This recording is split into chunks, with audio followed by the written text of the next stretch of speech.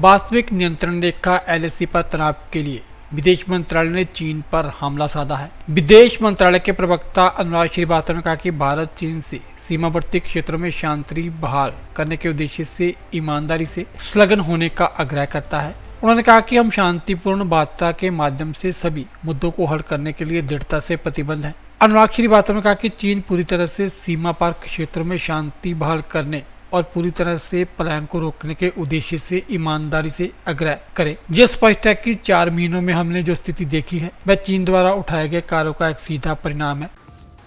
In my statement of 1st of September, I had clearly articulated the government's position on the developments post the attempt by Chinese troops to unilaterally change the status quo in the south bank of Pangong Lake on the night of August 29th and early morning of August 30th.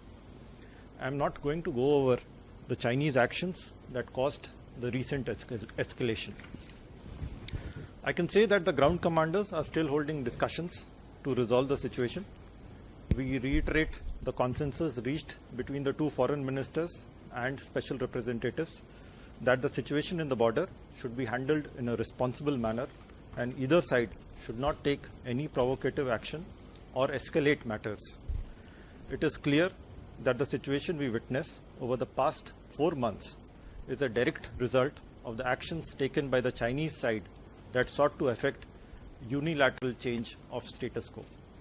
These actions resulted in violation of the bilateral agreements and protocol which ensured peace and tranquility in the border areas for close to 3 decades.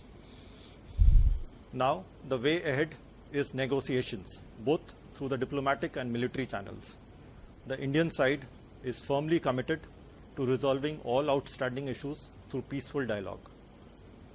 We therefore strongly urge the Chinese side to sincerely engage the Indian side with the objective of expeditiously restoring the peace and tranquility in the border areas through complete disengagement and de-escalation in accordance with the bilateral agreements and protocols.